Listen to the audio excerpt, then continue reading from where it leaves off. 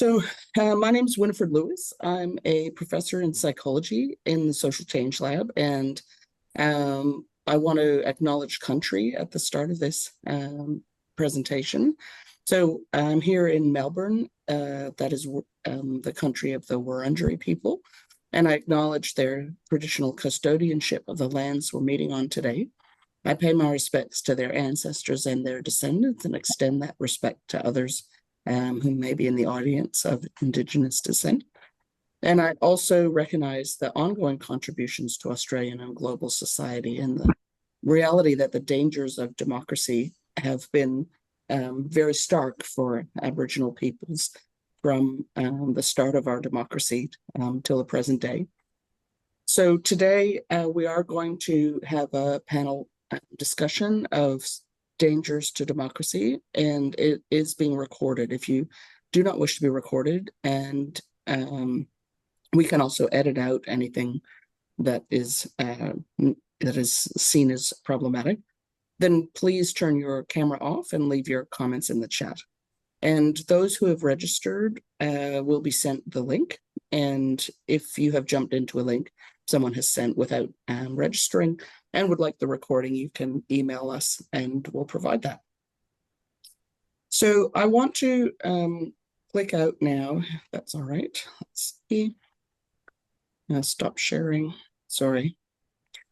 Tech glitches have always been the concern here. Let me stop sharing. Oh dear. I've got three very different speakers today, and their contributions, I think, are probably anyone that knows one of our panelists will not know the others. So I want to briefly contextualize our discussion. It is about a festival celebrating democracy and its strengths, as well as the joyful participation and constructive participation of its citizens. But it's also talking about its present day threats. And there have been a number of sessions earlier in the lead up to this, focusing on specific aspects, like a session on disinformation earlier.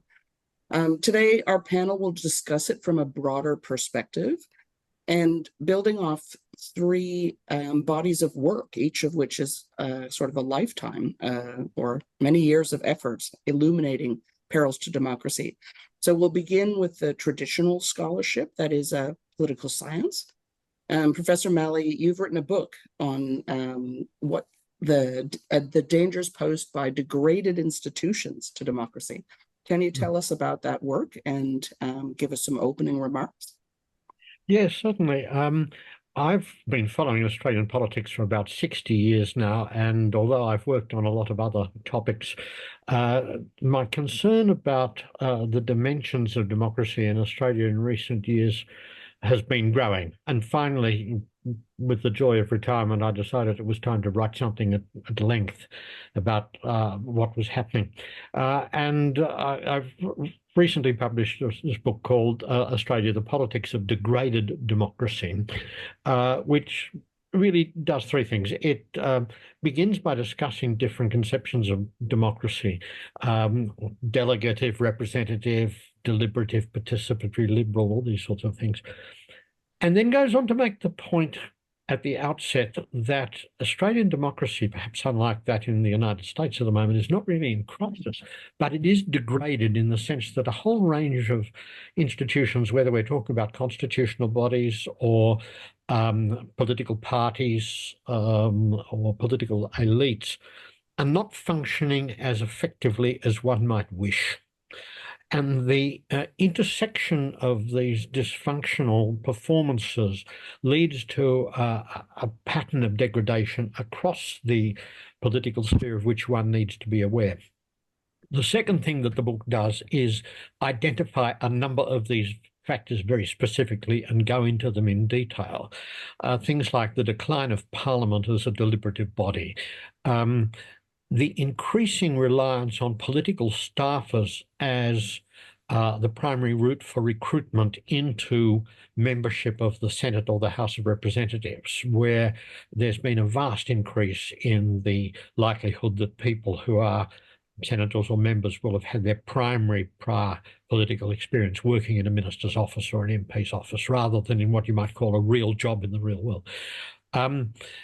I'm particularly concerned with the way in which political parties, the major parties in particular, have become more and more patronage networks, because the confluence of compulsory voting and public funding of elections means that party machines really don't need members anymore. And to the extent that they do have memberships, they're often sclerotic and out of touch. And they default to being patronage networks. We've seen that very clearly since the election in the what you might call the second Dreyfus case, where Richard Marles, for factional reasons, pushed out Mark Dreyfus and Ed Husic from the ministry. There's also been a degradation in the capabilities of monitoring misbehaviour. Too often politicians who would have had no future because of misbehaviour under, say, a Menzies, coming back quickly to the ministry under the kind of sin bin metaphor, Susan Lee being one example, actually.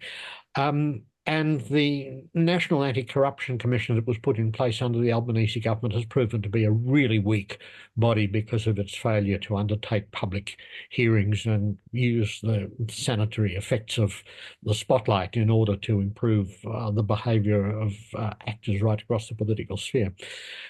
There's a particular problem because of the Members of Parliament Staffing Act of 1984, which gives carte blanche to MPs and senators to fill their offices with brats on the make, and the expansion in the physical size of Parliament House has actually accommodated this, because in the old Parliament House there simply wasn't room for networks of plotters to be located in members and ministers' offices, and that's had a really contaminating effect on the political sphere.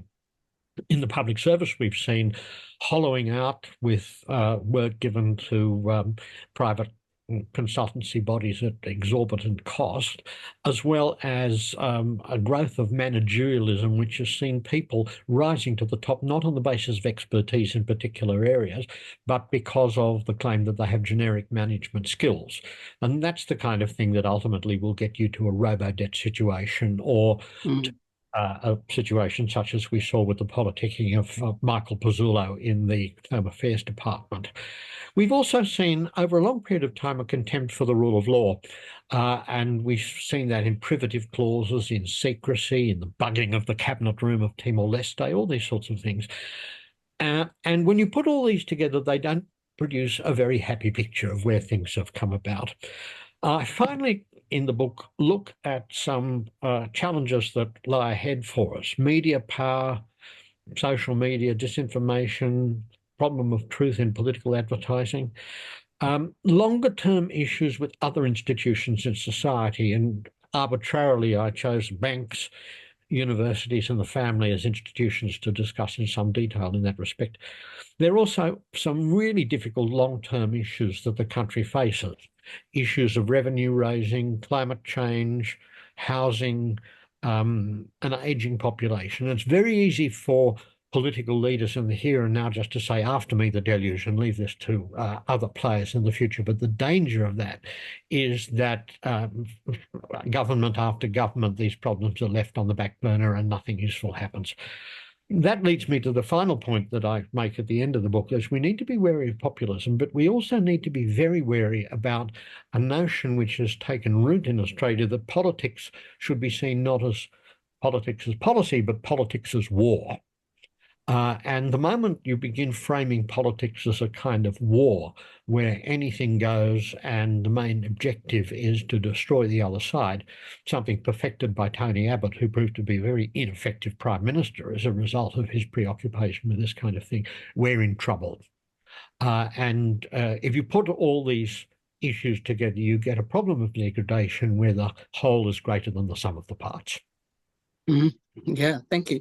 I will be putting the link into the books by some of our panel members into the chat, as people want to click through so that they can read it. But we'll also dive into the ideas in more detail. But before I do that, I want to turn to you, Hugh, because some of the ideas that you've expressed, at least in our previous conversations, align with this. So Professor Possingham is an eminent conservation biologist, but also has served in a role as a former chief scientist and had some reflections on the difficulty of policymaking and working from an evidence base. Can you speak to those or any other reflections you have, Hugh? Yes, thanks, Winnifred. Yeah, and I'm definitely not an expert on democracy. I don't wake up thinking about democracy every day. I sort of take it for granted, and it's great to hear William's comments. And the observation he makes completely reflect my observations, but I've never analysed those. I've just seen them as a series of stories, not as an integrated whole. So my perspective is really very much as a public intellectual, as a university person, and that is a great privilege, of course, and our universities in Australia are still largely bastions of free speech. So despite the fact I've been in the media ever since 1987, doing press conferences, media releases, no vice-chancellor in 40 years, 45 years has ever said to me, shut up. And that's a privilege. Nobody, as long as I'm talking about what I know about, and I've been a very prominent advocate for biodiversity, probably the most prominent, and now I'm a member of the Royal Society and the US National Academy of Sciences. So what I say does have some weight in the Australian context. So the good things are, yes, university people can say what they want, and then you notice how very few other people in society can say what they want. So many other people are hamstrung. And as chief scientist, I was technically a public servant, but they gave me a long rope. What I have noticed that earlier in my career, we seemed to get very good access to politicians, like in the 90s and early 2000s. So I was on lots of government committees. University academics were routinely brought in to talk to politicians of all colours, ministers and senior public servants. But that has degraded over the last, to use William's term, over the last 25 years. Now, I'm not quite sure why it's degraded. I agree lobbyists, the staffers are now extremely powerful people. Nobody knows who they are unless you are yourself a lobbyist. The only way you can really get a voice now is working somewhat through a lobbyist organisation. So because so many people concerned about biodiversity and climate change found these things, we weren't getting through the door. We've created things like the Climate Council, which has been very successful, and like the Biodiversity Council, but they are then funded lobbyist movements that are effectively mopping up the expertise of multiple people in the environment area and then reframing them and getting through the doors into state and federal politics. That was actually not so necessarily in the 80s and early 90s individuals. Now, is that good for democracy or not? It's definitely a big change in the way we've had to operate. There are other aspects, I suppose, that I've noticed, that the public service has lost a lot of the expertise. William already mentioned that. I'm glad to know he mentioned it because I thought it was just me, but particularly in Canberra, less so in the state governments, and I work with them all, so they don't know who an expert is. Now, of course, I talk about experts, and in some senses I've had very privileged access to politicians over a long period of time and public servants, but as an expert, is that democratic? But I do notice that now the public servants don't know who to go to, who are the valid experts in a space, and so then therefore they go straight to the lobby groups. So the lobby groups become the source of expertise, and they don't actually seem to have an ability, because they're not domain experts, to vet the quality of advice they're getting. Is there evidence behind it? Is there fact behind it? It becomes far, far more rhetoric based, and the lobbying groups tend to push in that particular space. So I just feel that the time of the public intellectual again, I'm not even sure that's a very democratic thing, has dissipated. So their role in society has disappeared. And I'll give you one piece of data before I end that conversation. When I left South Australia, which was 2000, and again, I went to Queensland, in many ways very different, and from a democratic perspective, even though roughly they look the same, the Minister for the Environment had 125 expert and stakeholder and community advisory committees answering through to the Minister for the Environment. 125. You would have to say that was somewhat excessive participatory democracy. There was a beekeeping group. There were Friends of Parks group. 125 committees of experts, stakeholders, just normal members of the community, all filtering through into the Environment Department, all filtering through to the Minister. And the Minister would turn up to many of these meetings, and I was on 4 of these advisory committees. I got to Queensland and there were 6. And I joined 2 and they were both disbanded within 5 to 10 years. So, and across all of Australia, those advisory committees seem to have dissipated through time. So they've disappeared bit by bit. So we just got less and less of them. And so I think that's a loss of democratic. It's sort of, it is, participatory democracy seems to have disappeared, and arguably maybe it never existed in Queensland. The public servants and the politicians really wall off independent advice. And even having been the chief scientist, I noticed that, in fact, nobody was particularly interested in anything I had to say. I could convene a bit, but there was very little influence over politics. And ironically, as chief scientist of the entire state, advising on all science issues, over 2 years I never got to meet the Premier, which would not have happened 20 years ago. Well, I think that's really important context, and I think I want to explore some of those themes and the interconnections. But before I do, I want to introduce another factor, which is perhaps more external to the parliamentary bodies and the scientific advisory groups, the policymaking process, but also a constraint and then perhaps an enabler of poor choices. Mario, you've been talking about rising extremism. Can you tell us about your book? Thanks. Thank you. I feel like I'm in the slightly intimidating presence of giants here. So it's great to listen to your perspectives there.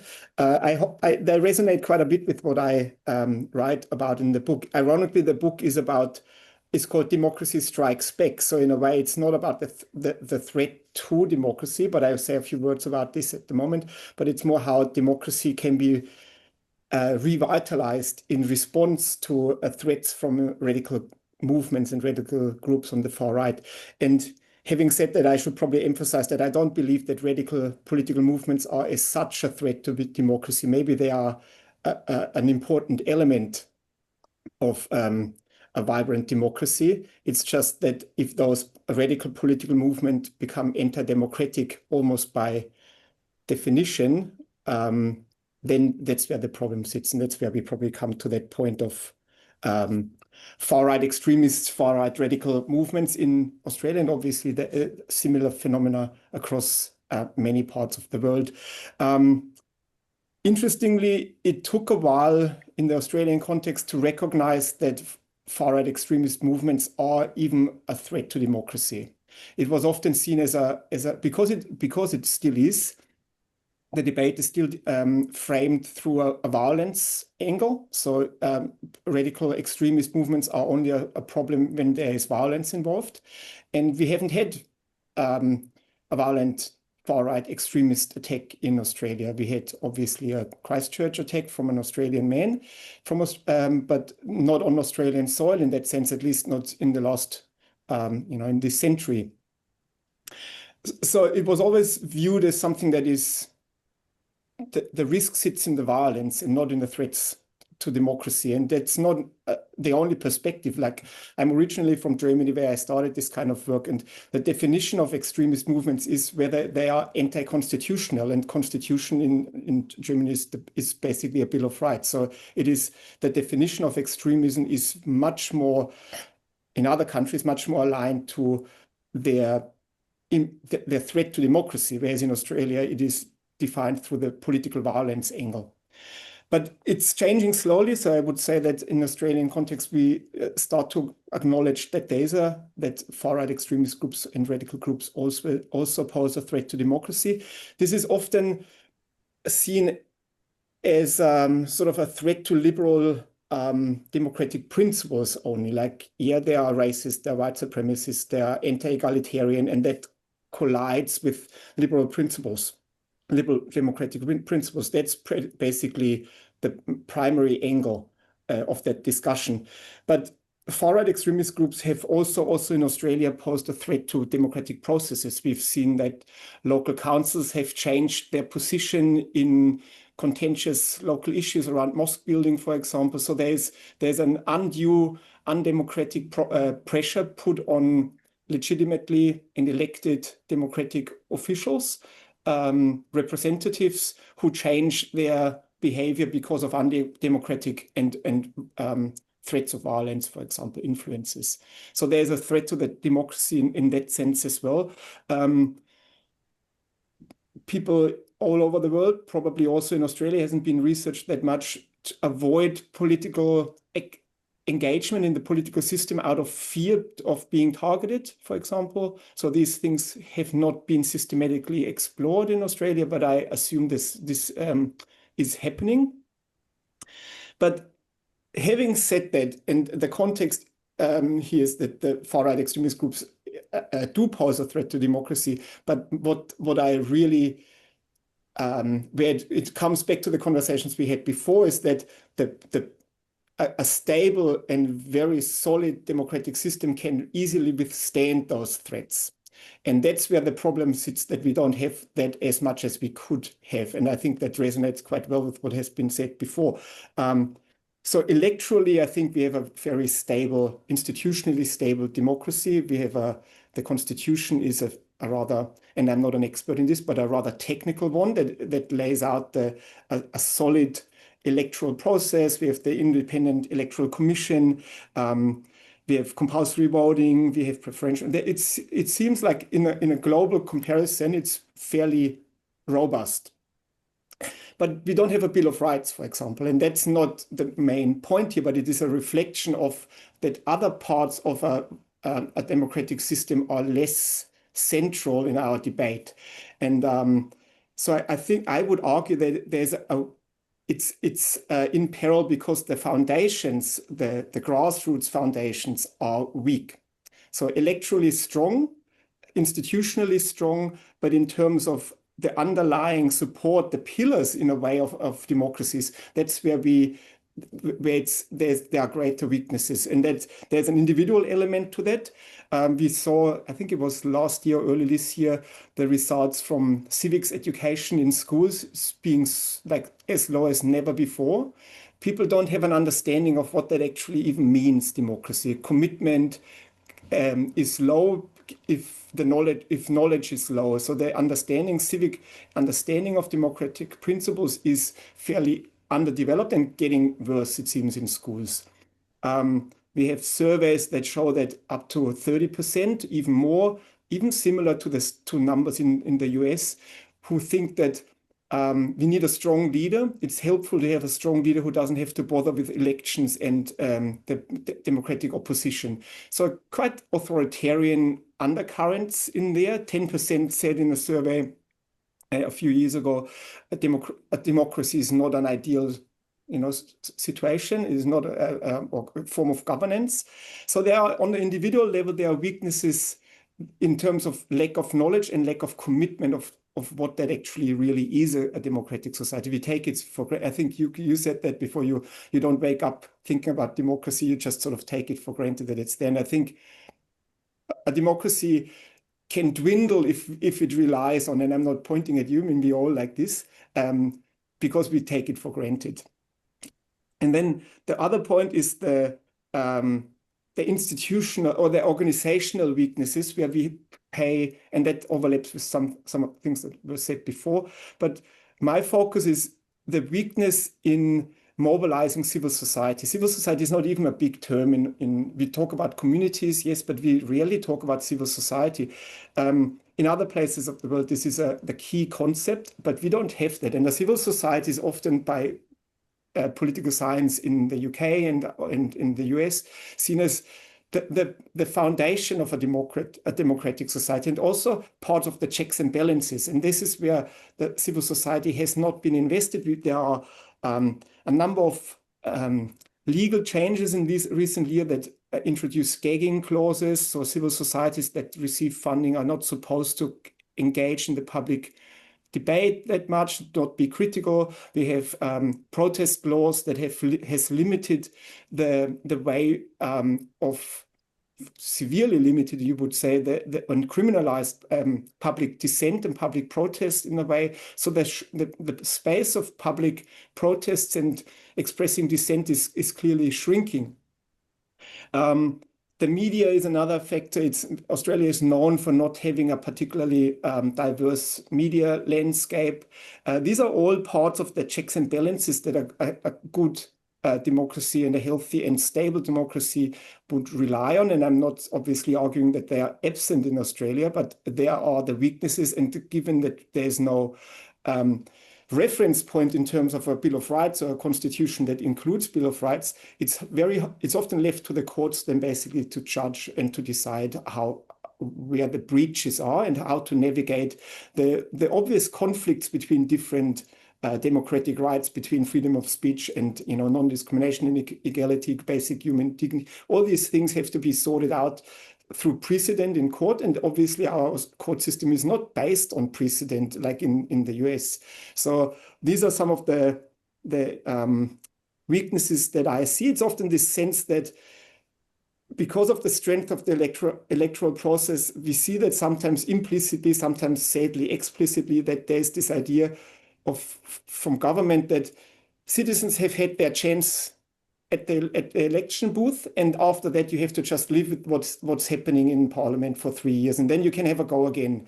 But in the meantime, you should sort of be, in a way, like vote, and after that you have to live with your consequences.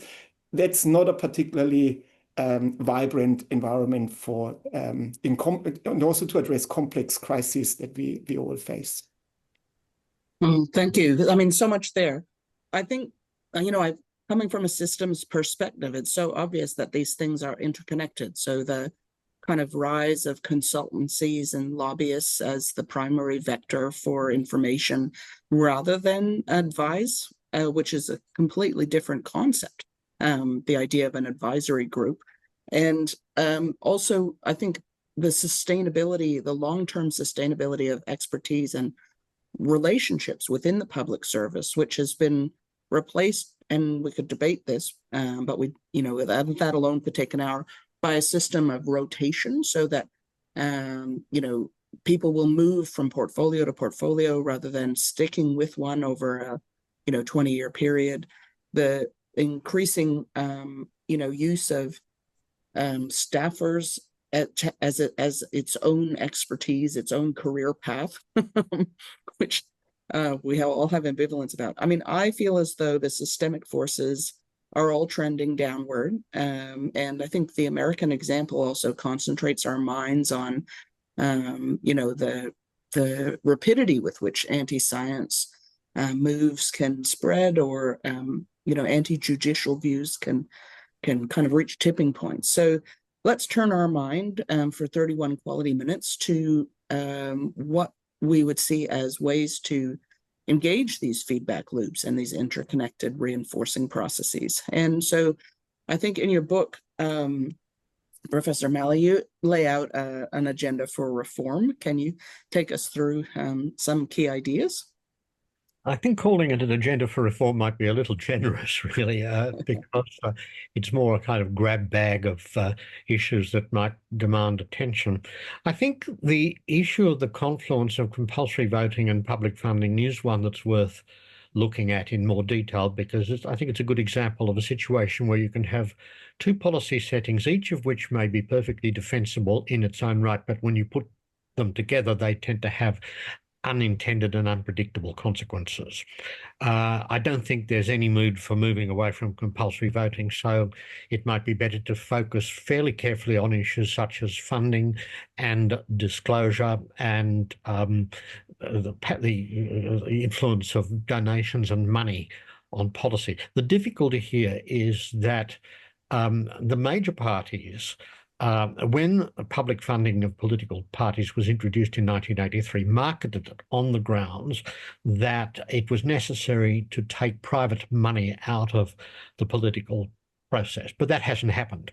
In fact, what's happened is public funding makes parties feel comfortable that their core bureaucratic expenses are covered, and they still go to big donors, whether it's trade unions or Gina Reinhardt or people like that, to get money for the very expensive advertising that they undertake. And that has proved to be at the expense of community-based activism and active party memberships. So one of the things I'd actually be looking at would be very strict constraints on donations to political parties and very strict disclosure rules for where donations originate, which at the moment are quite easy to avoid, so that parties are driven back to have to recruit a mass membership in order to be able to pay for some of their activities. When they don't have to do that, they come to regard members as a nuisance. And as Michael Yabsley, the former Federal Treasurer of the Liberal Party, recently put it, factional bosses are only like members who support them. And we see this playing out very dramatically in the New South Wales and Victorian divisions of the Liberal Party at the moment, which are brutally factionalised and anything but attractive to the expansion in membership, which many people are now saying in the Liberal Party is necessary to reinvigorate its ranks. And there have been several articles published since the last election saying the Liberals have to get in more members.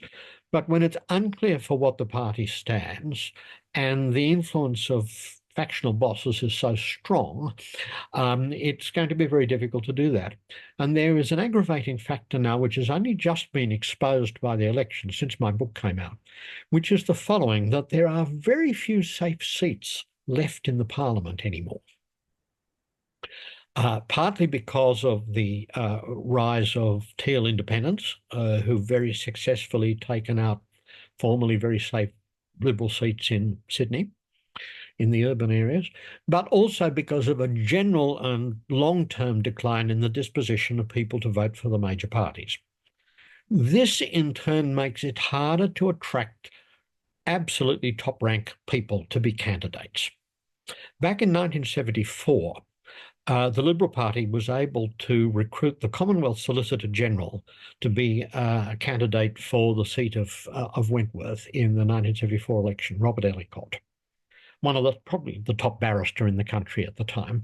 And that was because there was a retiring Liberal member in a very safe seat, Wentworth, now held by a Labor spender, which could be offered to a real star like that.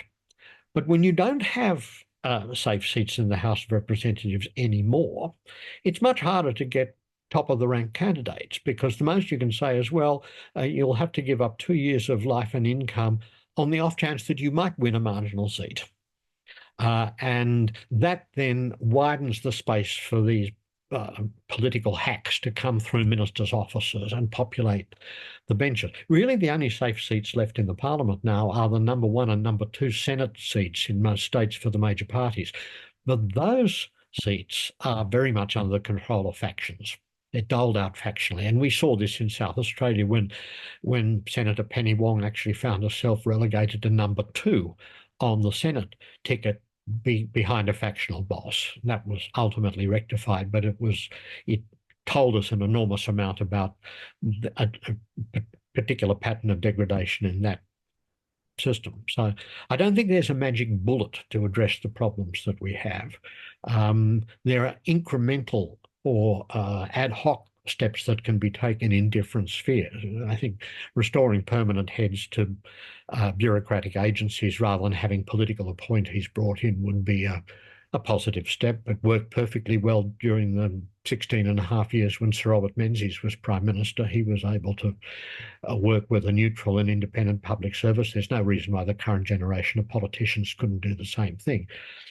We see on the other hand... I really believe that. And coming back to your point, though, about the need for incremental steps, unlikely that we, the four in this discussion, will ever be given the power to make those decisions. So there's kind of a problematic process going into the selection of the decision makers, which unsurprisingly is producing problematic decisions. And we see that as well in the science arena. Hugh, do you have any thoughts on how we can produce a political leadership and political policies that are not blind to nature, blind to science, and blind to the future, as they arguably are now? Yeah, I mean, first, I agree with William that there are a lot of problems, and seeing a pathway through to fixing those problems is extremely challenging, and I agree with his observations. I mean, despite the fact we've outlined a lot of problems, it's very difficult for me to see many solutions. It's almost like we're playing some game theory problem where we're in a multiple prisoners' dilemmas and we're sliding through to the lowest possible outcome through various game theory processes. And I would say the other one we didn't come up with the concentration of power in the Prime Minister's and Premier's offices, where they duplicate seemingly every function of a minister. So getting to a minister and convincing them of something is not at all, is only about half the battle. You have to convince all the way up the line. I mean, the only thing that listening to those conversations around the role of science in policy and social science is that we try to elevate the standards of evidence that politicians use when they promote policy. Bad with the current Treasurer, Labor Treasurer, talking about policy around superannuation tax, and it seems to me that he's had time to articulate the exact consequences of that for various aspects of people's lives, and it's reasonably accurate. But that seems rare. Seems quite rare.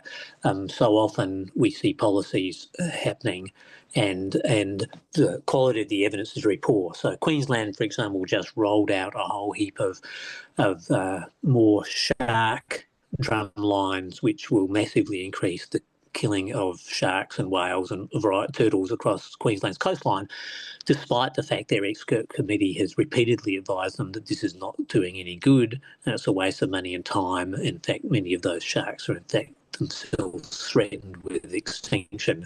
So, to be honest, my only possible solution is somehow the people, and those mechanisms seem to disappear all the time, need to have the ability to poke the theory of change, the models that politicians are using to come up with their policies, and be able to see them in more detail and say, give me the evidence for this. And those longer discussions, which you might see on the 7:30 report, even that itself has declined a little bit towards populism in the way it reports issues. Those in-depth discussions that take 20 or 30 minutes seem to have disappeared. There is no format for those discussions and the interrogation of evidence behind policy making. Yeah, I think that's true. I mean, the media landscape has changed horrifically for the worse in so many different ways, including the absence of regional coverage, virtually eliminated from Australia. Democracy surely cannot survive when the spotlight can never be put on the grievances of the regions. That is a terrible direction for our society to move in.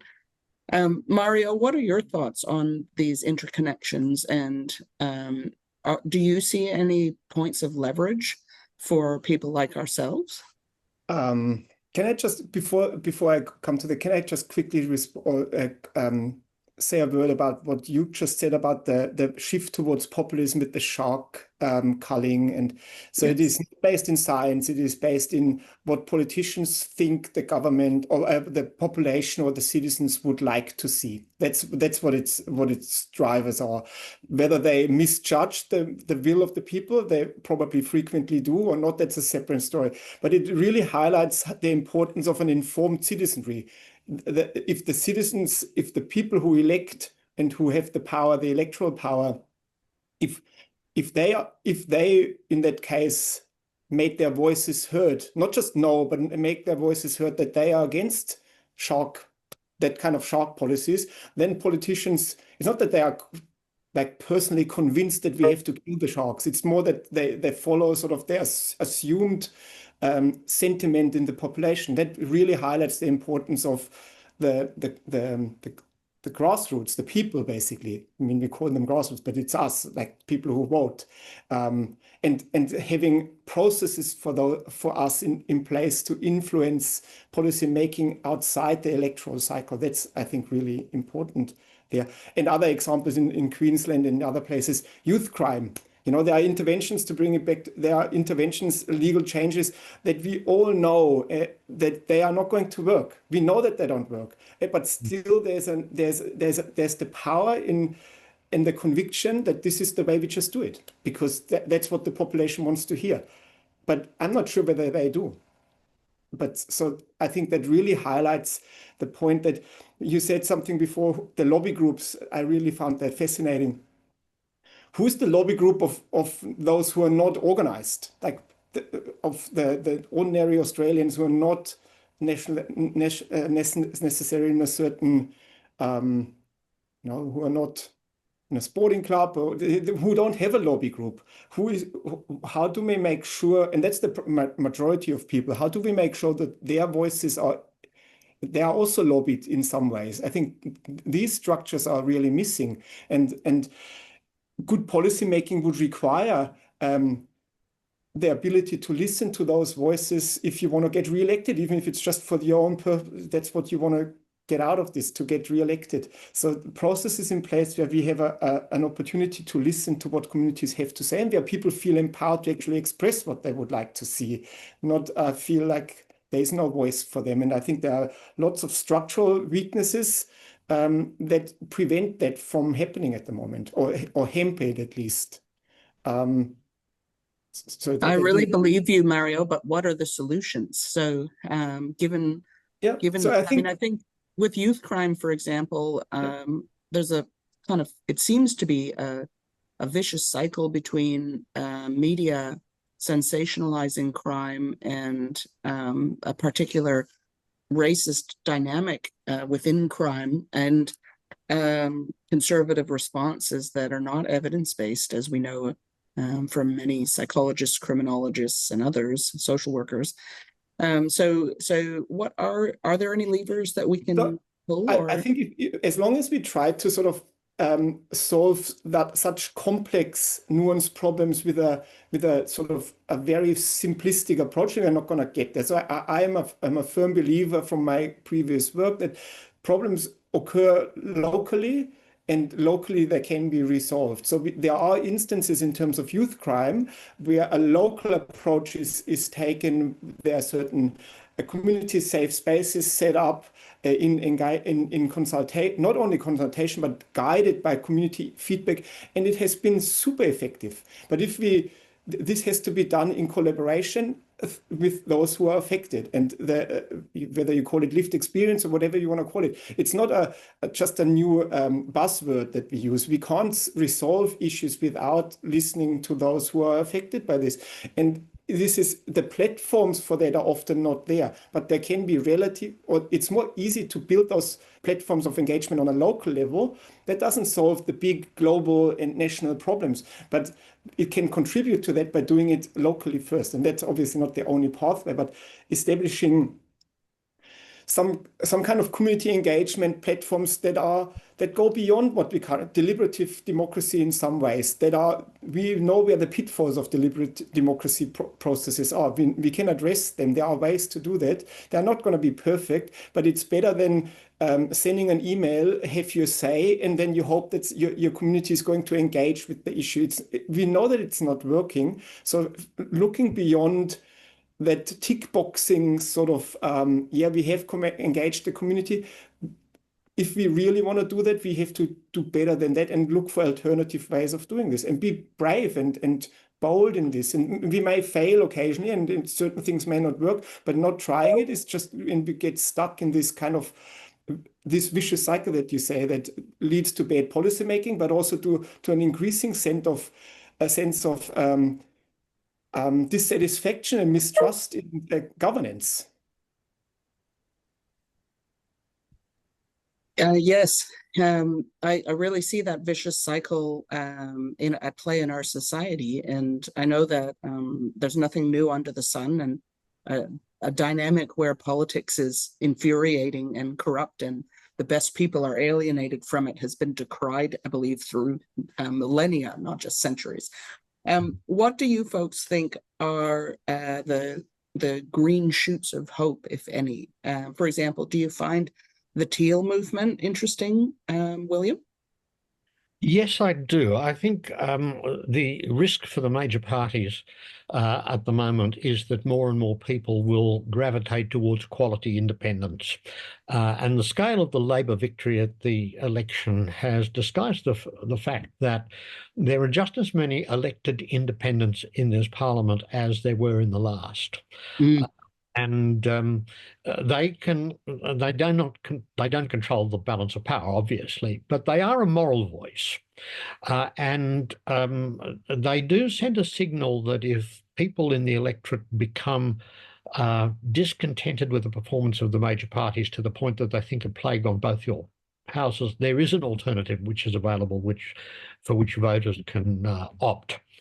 I think it's the voice, the issues that they voice, rather than their numbers, that become important under these circumstances, because an independent voice provides a channel for people to feel that their views are being heard. And something I've heard from a number of community activists who engaged with those teal independents who were elected in 2022 was that whereas past experience of lobbying major party incumbents was frustrating, since the activists would set out their views and they just get the talking points of the party fed back to them by the local member.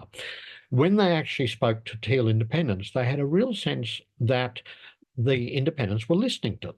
They actually were prepared to respect the fact that people in the community had a particular set of views, and if they were well argued and well justified, there was a likelihood that they would then be voiced on the floor of the House of Representatives.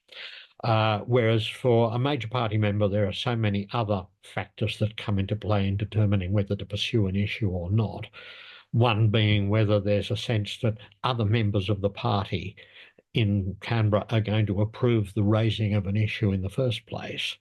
And we can lose sight of the sad reality that careerism is often something which drives political figures, once they've got into the magic circle, to try to stay there by hook or by crook. The independents, I think, are a good development as a result of that. Great, yeah. What about you, Hugh? Do you have any thoughts on the independents or on any other directions that are promising for our Australian democracy? Yeah, no, I agree. I agree with William, and obviously many people in the environment sector, which can be, if you add the teals to the green vote, could be anywhere up to 20% of the vote across the country in many ways. People are, oddly enough, given that vote of people whose primary interest is in the environment being 20%, the major parties almost said nothing about the environment, and that's happening both at state and federal level. There is no discussion. So I'm always baffled then about democracy when you see 20% of people voting primarily for a particular issue, but the major parties are ignoring that. Then I wonder how their bean counters are actually working. And also I've said to multiple coalition people, if the coalition was to say anything positive about the environment, their position would have been much improved. So that's where I don't understand even the hard-nosed bean counters in politics not even paying attention to this huge fraction of people voting a particular way. But other than that, yeah, I don't see many green shoots. I don't see... I don't see participatory democracy improving at the grassroots level, at state and federal level, much at all. In many ways, it's back to just the gutting of the public service and the fact we don't pay enough tax. So, one of my favourite letters to the newspaper every couple of years is, I would like to pay more tax. I trust the Australian government to spend my tax dollars wisely, and I value the goods and services they provide. But of course, then I usually get emails saying I'm a lunatic. Why would you want to pay more tax? But tax is civilization, right? I mean, without tax, there is no civilization. And the more you cut it, and one of the things that the consequences of the cutting is the decline of participatory democracy and the decline of expert advice through to policy. Yeah, that's such an So interesting pay more point. tax. Yeah, that's my solution. Yeah, I certainly have never heard anyone advocate that, but the broad context financially for Australia has been too high, or well, perhaps a very high proportion of discretionary income coming from fossil fuels that's really affected the decision making that's been made. But even there, you have a sense that our choices are different from those of other countries, that in some contexts, there's been a revenue stream that came to the country. I think of Norway with their sovereign fund in particular, and we haven't made those choices. And sometimes it does seem like it's a flaw in democracy that's the reason for that, that this concept of state capture, that corporations in some cases have been able to prevent policymaking. Another example is gambling, where there was quite a strong report with strong recommendations, completely successfully derailed apparently by the industry. And there seem to be many examples of that as an ordinary person or citizen you can look at and feel sad about. Recently, the CSIRO came out with a strong report on its costs of nuclear that was totally ignored, or not totally ignored, but it didn't overcome. There wasn't a sense that science or facts can convince a politician to act in a particular way. I'm trying to think about how we can solve this in 8 minutes, and I'm trusting you have an answer, William, how this dynamic is going to change. Well, I don't think anything is going to change particularly quickly, and I think back to the way in which the New South Wales government some years ago buckled in the face of a campaign against its proposal to ban greyhound racing, which Right, yeah, of the tiny proportion of the electorate, but it was enough to scare the politicians witless. And I think there's several ways in which one could try to improve things here. Improving the professionalism of the public service, I think, is something which is important in this sense. And frankly, I would be trying to get public servants back into ministers' offices in much larger proportions, so that when sensible policy advice goes up, it's not thwarted by some kid from the young Liberal or young Labor movement trying to make a political career out of it. Public servants are actually very good in keeping ministers out of trouble, and much more so than political activists. And that, I think, is something that could help improve the policy process to some degree. But as Hugh's comments made very clear, I think, particularly in the area of science, we're running into the difficulty now that you have politicians who can't tell good science from pseudoscience, and we have mechanisms of advice to political leaderships that don't necessarily draw that distinction either. That I think links to a wider problem of authority in society, that if one went back 50 years, expert voices had a lot more authority than they have now, but with social media spreading all sorts of disinformation in formats that look quite authoritative, it's much harder for people in the general public to discern the difference between expertise and political lobbying. And politicians respond to the kind of signals that they see coming from the mass electorate. And the problem with extremes is not that they will hold power themselves, but that they exercise a gravitational pull on major parties. That was always the danger with Pauline Hanson's One Nation. She was never going to be a minister.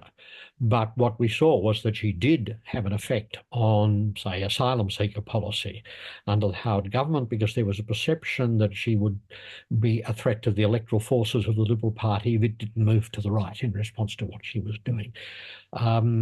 There is one lesson from the election we've just had, which is that the minor parties on the right proved to be little more than a bag of mixed nuts. And if that helps the coalition parties move a bit closer to the centre of the political spectrum, that may have a good effect on policy too, but that's a slow process. Yes, that's such an interesting point, and we haven't talked about that. Maybe there's no time though. Just in closing, Hugh, what are your final thoughts, if any? Grimness is the theme. Yeah, no, well, I suppose if I had my life again, I would bite the bullet and run for politics. And lots of people have asked me to do it, but the pay's rubbish, the work is terrible, and everybody yells at you. So I think already people have made that point. It's a noble sacrifice to take those jobs, and more of us should be looking for those jobs, but it's not me. Yeah, well, I think that's an important point. As one gets older, one has the privilege of lecturing the younger generations. So if we can lure any to our YouTube channel, take up politics. The world needs you, and needs you to be principled and to listen to science and to the future. Mario? I think the first point is that we raise, or we rattle on that sense of complacency a little bit, that the democratic system in Australia is not so rock solid as we may often think. And that has to go beyond the usual diagnosis of, mistrust, because we always end, the conversation usually ends there. So I think going further than this, and this is today a good beginning, or not a beginning, but, a contribution to this. The other thing is, I see a bit of hope during the environmental movement. Young people care. So if people care, they can be, and Australia is known for this, the community can pull together and they can do stuff. And I thought that was very inspiring on a grand scale, but also on local levels, when the knitting nanas stand up, and I'm not saying this ironically. I think this is where the power can sit. When people care and see a sense of local efficacy, then there's a lot that can be done, and so there's a bit of hope for me there, but it shouldn't be suffocated by government processes or restrictions around this. I mean, of course, there are boundaries of legitimate dissent and protest, but I think we should allow more open and dissenting views to challenge each other, and let the better argument win. I know that's a very optimistic Habermasian thought, but let's see. No, I think most scientists agree with the value of debate and dissent, and I think in my own work, we talk about a reinforcing feedback loop between repression and law-breaking protests. So quite obvious when you think about it, that law-breaking protest makes police feel like they need to surveil and coerce protesters. But equally obvious, if you know any activists, is that when you're surveilled and coerced by the police, it reinforces the narrative that the state is corrupt. So that's one dynamic of rising extremism that I think is not sufficiently understood, that there's a role to play in restraint and enabling dissent. And that's always been part of Australian democracy. My lawyer friends tell me that Australia was a world leader in its protest laws up until very recently, the last 20 years, or comparatively recently, up until the last 20 years. So I wonder, whether that trajectory can be reclaimed. And we will aim to finish on time, though, so I might leave you with the last word, William. Do you have any advice to the younger generation along the lines of what Hugh and Mario have said, to become a politician or join a protest locally? I wouldn't necessarily advise people to become a politician, because it can be a frustrating experience, but I would advise people to make their voices heard through sorts of channels. The late Sir Robert Menzies once said, "Never pay any attention to anonymous letters unless you get a few thousand on the same subject." And I think that's good advice. And young people may feel isolated from the political process, but every ocean is made up of lots of different drops of water and molecules. And if people keep that focus in mind, I think in the long run it will have an effect on the operation of the political system, and potentially a positive one.